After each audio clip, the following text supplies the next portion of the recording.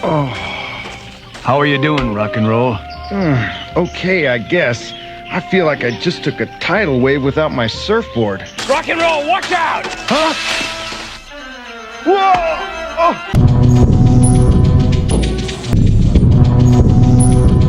Oh. Coming up on Crossfire Collectibles, the G.I. Joe Classified Series Retro Collection, Craig Rock and Roll McConnel.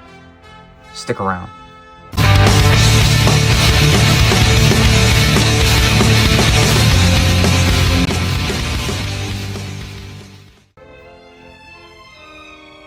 What's up, and welcome to Crossfire Collectibles.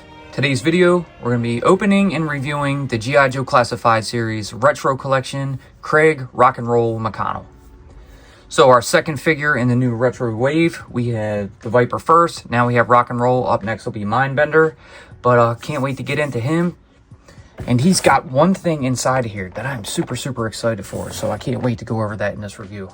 Also, during this video, we're going to announce our winner of our free Cobra Retro Viper. So we have chosen that winner. We will go ahead and announce that later on in the video. But for now, we're going to go ahead and go over Rock and Roll. So here he is. You can see he's got more of a gray colored outfit in here. He's still got those cross-strap ammo belts. A few other accessories, but we'll get to them. Here you see the card art. That new card art, I'm not overly fond of it. I think it could have used a better render. I think they're making their heads a little too big, but it looks great nonetheless. You see G.I. Joe, Craig Rock and Roll McConnel up at the top. Around to the back, there is a shot of the file card. You can go ahead and pause it if you'd like to read it. And then you have the shots of the other figures here, Mindbender, Rock and Roll, and of course the Cobra Viper. There's a UPC if you'd like to scan it. So, without further ado, let's go ahead and get him popped open. But first, please subscribe to the channel. Alright, so figure number 2. Unlike the Vipers, I did get 6 of them, but I got 2 of these. One, I'm actually going to pass off to a buddy of mine. He wasn't able to get one, so I don't really need 2 of them. But figured why not. Mindbender, only got 1. Well, I'm losing some stuff in the process. But we'll go ahead and put the card off to the side. Love these retro figures and their cards and how they stand. Absolutely great. Crap. So we also have a stand down here. And then we lost the little ammo drum here. But let's check out the figure in his plastic dungeon. So a couple of extra hands here. He does have those little devil horns. He's got the M60 pistol, helmet, extra ammo belt, and the accessory I'm most excited for is actually that walkie-talkie. We finally get a walkie-talkie. They should have done this a long time ago, but happy to actually finally get them. So let's go ahead and pop everything out and we'll go over it one by one. So here's Rock and Roll and all of his accessories out of the packaging. Now let's go ahead and go over everything. I'm going to start from the right side and we'll go with the stand. So here it is. We've showed these off before. You've seen them plenty of times. All black. You have the star and stripes. 2 pegs to go into the bottom of the figure's feet. More matte side right here opposed to the glossy side up front. There's a bit of scratching on it, so this might have seen a little bouncing around in the factory. But here we go. Next up, we have his helmet. So a little different from the one that we got with the original Rock and Roll. It is the same exact mold, however, you have the different paint job on it. So this is more of that gray-green color. You have the dark browns around these ear pads here, and a dark brown pouch on the back of the helmet. We have his M60, so a nice heavy machine gun. We got it with the last Rock and Roll as well. All black. You have that more kind of brownish green. More brown, I guess you could say. Bipod up in the front here that can fold up and extend back down. So whichever you want to do. Down at the front, you have a hole at the end of the barrel for a blast effect. Then you have his ammo belt. You see that shiny metallic gold for the bullets on there. If you want, you can go ahead and feed that into the rifle just like that. Pull it through if you want, so that way you can have him have gone through some, or simply just, for show.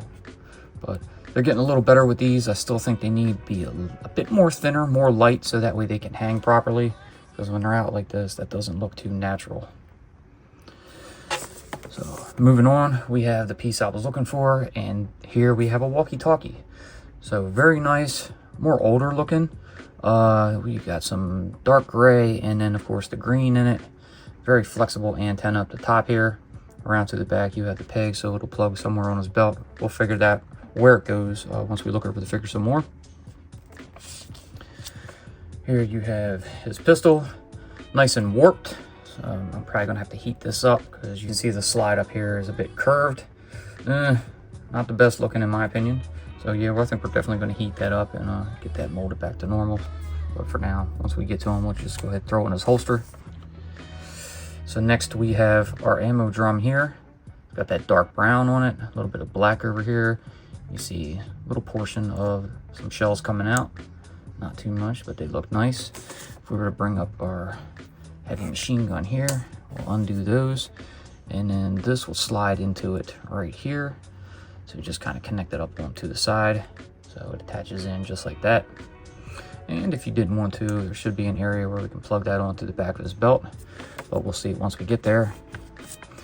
And now moving on to the extra hands, you have a clenched fist hand and the devil horns. So each in a Caucasian flesh tone. We have a hinged peg on each end. So there we go, just like that. Very cool. I love these hands, especially with rock and roll. They're awesome. And then here is Rock and Roll. It's a nice basic figure. He looks good. Comparing him from the other Rock and Roll I have kind of up here. You can't see him, he's out of frame. But I think it's almost the same. Everything looks pretty much reused, including the shirt up here, because you can see the line to it right there, as well as those ribs around the biceps here on the shirt. Pants look pretty similar. Yeah, all the way down to the boots. So yeah, I think it's just the typical repaint. That's about it. You have the same belt and side pieces here on his legs. Same cross strap ammo belt running across his chest. So cool. They just gave you the more OG colors. A little more grayer in there than your typical green, but I think it looks good. Face looks great. You can see he's nice and scruffy. Got that beard coming all the way around. Hair coming down. It's got a bit of a grime to it, like a little dirty blonde. Also probably a little dirt in the hair. Eyes look a bit darker, especially with the eyebrows. You see a little bit of paint mishaps up here just under his eyes, but I think he looks good. Can't complain too much. Let's check out his articulation. Head is on the ball joint. Can rotate a full 360. Nice mobility. Move around. Nice range of motion, especially with the piece down here in the neck, which will allow it to move a little bit more. Over to the arms. You can see they are a hinge. They can come up that far. They can rotate a full 360. Those shoulders are on butterfly joints. He has bicep rotation, double jointed pinless elbows, and down to the wrist. Hinge peg will allow the hand to do a full 360. He's going to angle down and up. And you have a pair of triggered grip hands on each of his left and right hand. So very cool. Ab crunch. We got some ab crunch back. You can come forward that far and back that far. Waist swivel. Down to the belt. A little different than the prior. This is more dark. Almost black, but it is actually more of a dark gray green. So very cool. You can see there's a spot here on this side and one on the back. So I'm assuming that'll be for the ammo drum and that'll be for the walkie-talkie. Coming down to the legs, you have a nice drop leg. They can come forward that far. They can go back that far. And they can come out to the side about that far. You have thigh rotation. Double jointed pinless knees. He has the two drop leg pieces here, one with that pouch not attached, and over on the side you have the holster. That belt is also not attached, so it can move around. Down to the shin, you have that rotation right here at the top of the boot, coming down to the ankle. The hinge to allow the foot to go that far forward, that far up, and side to side pivot. Down below, you have the two holes to be able to plug his feet into the stand. And that's your articulation on Rock and Roll. So now let's go ahead and gear him up. We can bring the stand over. We'll spin it this way and we'll get him pegged in so he has a nice stable stance. Kind of put him off to the side right here. For this one, well, we're gonna go ahead and take this warped ass pistol here and put that in the holster right there. We might end up not even heating it up to straighten it back out. It does look a little curved in there, but for now I think it'll do. The walkie. Now I'm really debating on giving this to him and just putting it in his hand because we haven't gotten a walkie in a minute. They're not a good looking one like that, so I really want to kind of use that. But it does plug onto the back of his belt right here. So we'll lift this arm. We'll bring in our little ammo drum and plug that onto the side right here. Helmet. Go ahead. Whoops, got it backwards. Spin it around. Pop it on right here. Just like that. So now we got our rock and roll. And I mean, if we wanted to, we can pop the hands off.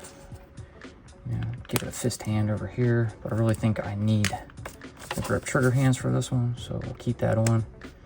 And we could use the rocking out devil horns on this side. But I don't need two rock and rolls doing the same thing. So there we go. It's still very cool. I'd love to use it. But I think I have some different plans for this one. I'm going to go more for the card art and actually have him holding the M60. So we're going to go ahead and feed the ammo back through here and just kind of get a little bit into it. We don't want to go too much because we want it to hang. We're going to go ahead and bring this hand up. And we're going to have to flex those fingers so we can get him to hold onto that larger grip on the weapon right up here in the front. Just like that. And then we're going to have to flex this one as well so we can actually hold around to the gun down here. I knew I was going to lose that grip, but that's okay. Until he get his arms properly positioned, you know, it's going to be kind of an awkward hold. We're going to lose a bunch of shit in the beginning. That's all right. Go ahead and get him right back up with that. So similar, not the same, but close enough for now.